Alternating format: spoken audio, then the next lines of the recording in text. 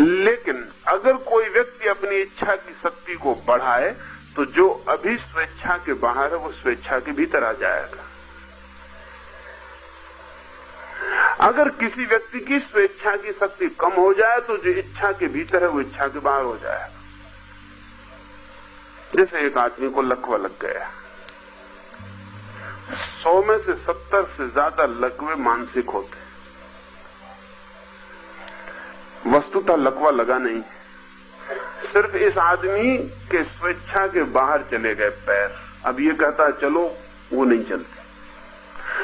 असल में पैर बाहर नहीं चले गए, क्योंकि पैरों की क्या सामर्थ्य बाहर जाने की, इसकी स्वेच्छा का वर्तुल छोटा हो गया, इसकी इच्छा शक्ति छोटी हो गई, पैर बाहर पड़ गए। जैसे चादर छोटी हो गई, आप ओढ़े तो पैर बाहर निकल गए, पैर बाहर पड़ रहे हैं। इसकी इच्छा शक्ति की जो सीमा है वो सिकुड़ गई। इसलिए ऐसा बहुत बार हुआ है कि आदमी लकवा था, वर्षों से बीमार था, उठ नहीं सकता था, रात घर में आग लग गई। सारे लोग घर के बाहर पहुंच गए, तब उन्हें ख्याल आया कि जिसको लकवा लगा है उसका क्या होगा। लेकिन वो देख रहे हैं कि वो तो उनके पीछे भागा चला आ रहा है, वो तो उठ नहीं सकता था, वो तो घबरा गए हैं, आग तो भूल गए। इस आदमी को देख के हैरान है कि तुम तो चल नहीं सकते, तुम चल कैसे रहे हो।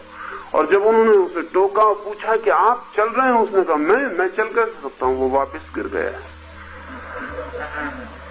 आग की चोट और आग की घबराहट में उसकी स्वेच्छा का व्रत बड़ा हो गया, पैर भीतर आ गए चादर के, वो निकल आया। बाहर आके उसे याद आई कि मैं चल कैसे सकता हूं। उसका स्वेच्छा का व्रत फिर छोटा हो गया, पैर फिर बाहर पड़ गए। नाड़ी की गति भी स्वेच्छा के भीतर आ जाती है। ऐसा नहीं कि बड़े बड़े योगियों की आ जाती, आपकी भी आ सकती है, और कोई बहुत बड़े प्रयोग करने की जरूरत नहीं है। बैठ के 1 मिनट भर नाड़ी की गति घड़ी रख के नाप लें, फिर 10 मिनट तक आंख बंद करके सिर्फ भाव करें कि नाड़ी की गति बढ़ गई, फिर 10 मिनट के बाद नापें, और शायद ही ऐसा एक आधा आदमी हो जिसकी ना बढ़ जाए।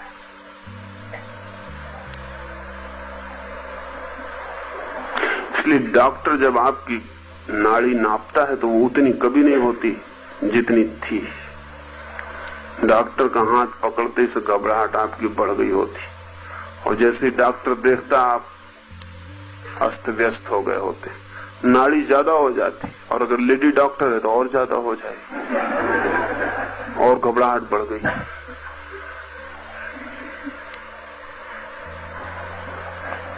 हृदय की धड़कन भी स्वेच्छा के भीतर आ जाती, करीब करीब बंद होने की सीमा पर पहुंचाई जा सकती है।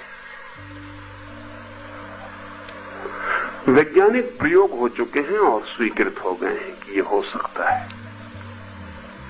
आज से कोई 40 साल पहले बंबई मेडिकल कॉलेज में ही ब्रह्म योगी नाम के व्यक्ति ने हृदय की सारी गति को बंद करके डॉक्टरों को चकित कर दिया था।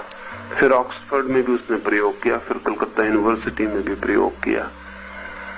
वो 3 काम कर सकते थे।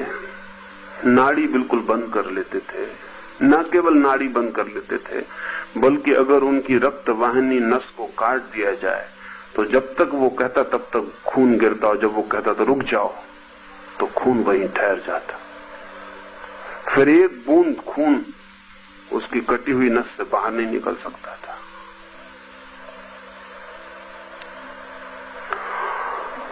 तीसरा एक काम करते थे जिसमें उनकी मृत्यु हुई अंततः। वो किसी भी तरह का जहर ले लेते थे और आधा घंटे बाद उस जहर को शरीर के बाहर निकाल देते थे। जहर ली हुई हालत में उनके पेट के बहुत एक्सरे लिए गए। जब तक वो आज्ञा न दें तब तक उनके शरीर का कोई रस, कोई खून उस जहर से मिलता नहीं था। दोनों तो फासला बना रहता था, बीच में एक गैप बना रहता था। लेकिन रंगून में उनकी मृत्यु हुई। रंगून यूनिवर्सिटी में उन्होंने प्रयोग किया और जिस कार में बैठ के वे घर की तरफ चले, वो आधा घंटे से ज्यादा की उनकी सामर्थ्य नहीं थी। वो कार रास्ते में दुर्घटनाग्रस्त हो गई और घर पहुंचते पहुंचते उन्हें 45 मिनट लग गए। वो घर बेहोश पहुंचे, क्योंकि 30 मिनट तक उनके संकल्प के व्रत के बाहर रख सकते थे जहर को। 30 मिनट का अभ्यास था, 30 मिनट चूक गए। 15 मिनट के लिए जहर को स्वेच्छा के भीतर पहुंचने का मौका मिल गया, वो प्रवेश कर गया। लेकिन हमारे शरीर का ऐसा कोई हिस्सा नहीं है जो इच्छा के भीतर न लाया जा सके, और ऐसा भी कोई हिस्सा नहीं है जो इच्छा के बाहर न जा सके। ये दोनों घटनाएं घट सकती। स्वेच्छा से मृत्यु भी इसका गहरा प्रयोग है। वो इस बात का प्रयोग है कि हम संकल्प पूर्वक अपने प्राण की ऊर्जा को सिकोड़ रहे हैं। ध्यान में रखने की बात यह है कि संकल्प अगर पूरा हो तो ऊर्जा सिकुड़ेगी ही, कोई उपाय नहीं है उसके पास। असल में हमारी जो जीवन ऊर्जा फैली है वो भी संकल्प का ही फल है। वैज्ञानिक कहते हैं कि जहां आपकी आंखें हैं, आमतौर से हम सोचते हैं कि चूंकि यहां आंखें हैं इसलिए हम देख लेते हैं, लेकिन वैज्ञानिक कहते हैं कि सच्चाई उल्टी है। क्योंकि हम यहां से देखना चाहते हैं इसलिए यहां आंखें पैदा हो गई हैं। अन्यथा आंख की चमड़ी में और हाथ की चमड़ी में कोई बुनियादी फर्क नहीं है। आंख पर भी जो है वो चमड़ी है, लेकिन वो चमड़ी देखने वाली पारदर्शी हो गई है। वही चमड़ी नाक पर है, लेकिन वो चमड़ी सूंघने वाली, उसका पारदर्शी होना सूंघने की दिशा में हो गया। कान पर भी वही चमड़ी, वही हड्डियां हैं, वही तत्व, लेकिन वे सुनने वाले हो गए। ये भी हमारे संकल्प के ही परिणाम है। करोड़ों वर्षों में, लाखों वर्षों में हमने जो संकल्प किया है वो फलित हो गया। एक व्यक्ति का संकल्प नहीं है, कलेक्टिव विल है, समूह संकल्प है। पीढ़ी दर पीढ़ी ऐसा होता रहा है, वो संकल्प फलित हो गया। रूस में अभी एक स्त्री है जो उंगलियों से पढ़ पाती है। ब्रेल नहीं, अंधे की भाषा नहीं, साधारण किताब आंख बंद करके सिर्फ उंगली अक्षरों पर रख के पढ़ पाती है। अब ये उंगलियां जीवन भर प्रयोग करने से इतनी संवेदनशील हो गई हैं कि जरा सी काली रेखा के भेद को भी कोरे कागज से अलग कर पाती है। हमारी उंगलियां इतना नहीं कर पाएंगी। एक चित्रकार जब देखता है रंगों को तो हमें सिर्फ हरे वृक्ष दिखाई पड़ते हैं, उसे 1000 ढंग के हरे वृक्ष दिखाई पड़ते। हरे में भी 1000 शेड होते। साधारण आदमी के लिए हरा एक रंग है। चित्रकार के लिए जिससे रंगों की संवेदनशीलता है उसके लिए हरा एक रंग नहीं है, हरा भी 1000 रंग। एक हरे और दूसरे हरे में उतना ही फर्क है जितना हरे और पीले में, हरे और लाल में फर्क है। लेकिन उतने बारीक सेट देखने के लिए आंखों की एक विशेष संवेदनशीलता चाहिए, वो हमें नहीं दिखाई पड़ती। एक संगीतज्ञ को स्वरों की बहुत बारीक स्थितियां दिखाई पड़ती जो हमें कभी पकड़ में नहीं आती। संगीतज्ञ को न केवल स्वरों की बारीक स्थितियां दिखाई पड़ती हैं, बल्कि दो स्वरों के बीच में जो अंतराल होता है, जो शून्य होता है, वो भी अनुभव होने लगता है। असली संगीत वहीं से पैदा होता है। असली संगीत स्वरों से पैदा नहीं होता। स्वरों के बीच में जो साइलेंस के क्षण है, असली संगीत वहीं पैदा होता है। दो तरफ के स्वर उस शून्य को उभारने का काम भर करते हैं और कुछ भी नहीं करते। लेकिन उस शून्य का हमें कोई पता नहीं। संगीत हमारे लिए शोरगुल है, आवाजें। संगीतज्ञ के लिए जिसकी गहरी बैठ है, उसके लिए संगीत का शब्द से, स्वर से कोई संबंध नहीं। दो स्वर तो सिर्फ बीच के निस्वर स्थिति को उभारने के लिए, इससे ज्यादा कुछ अर्थ नहीं है उनका।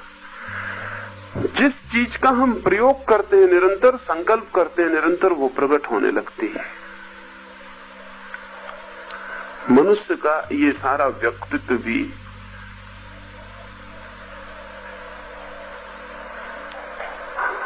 पक्षियों का, पौधों का, पशुओं का सारा व्यक्तित्व उनके संकल्प का ही फल है।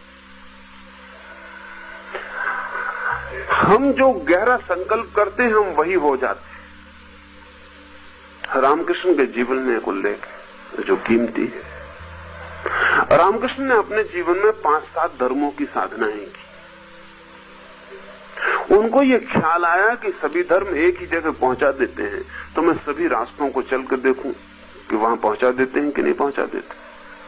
तो उन्होंने ईसाईयत की साधना की, उन्होंने सूफियों की साधना की, उन्होंने वैष्णवों की साधना की, उन्होंने शैवों की साधना की, तांत्रिकों की साधना की, जो भी उन्हें उपलब्ध हो सकी साधना वो उन्होंने की। एक बहुत अद्भुत घटना तो तब घटी क्योंकि ये सारी साधनाएं तो आंतरिक थी, पता नहीं चल सका। रामकृष्ण कहते थे तो ठीक था। जब रामकृष्ण सूफियों की साधना करते थे, तब हम कैसे बाहर से जाने कि उनके भीतर क्या हो रहा है।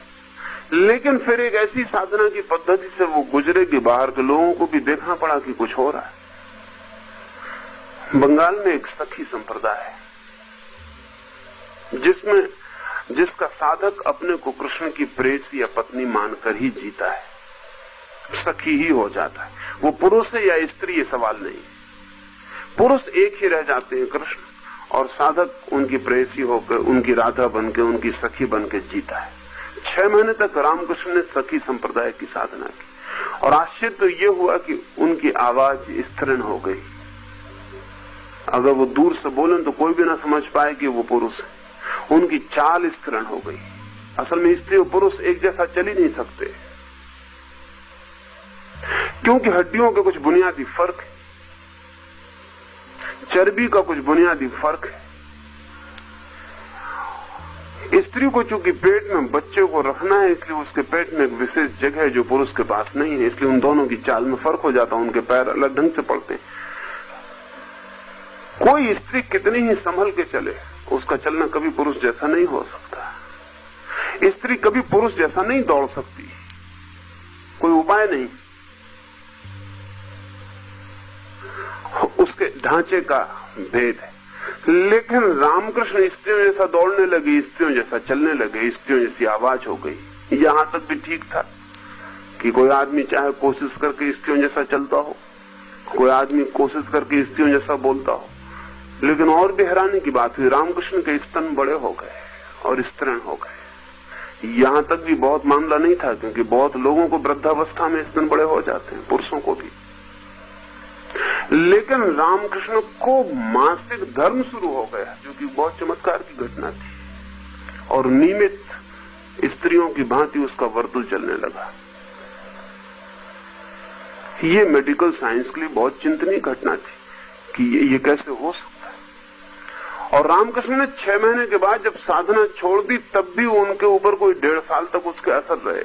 1.5 साल लग गया उसको वापस विदा होने। संकल्प, अगर रामकृष्ण ने पूरे मन से ये मान लिया कि मैं सखी हूं कृष्ण की, तो व्यक्तित्व सखी का हो जाएगा।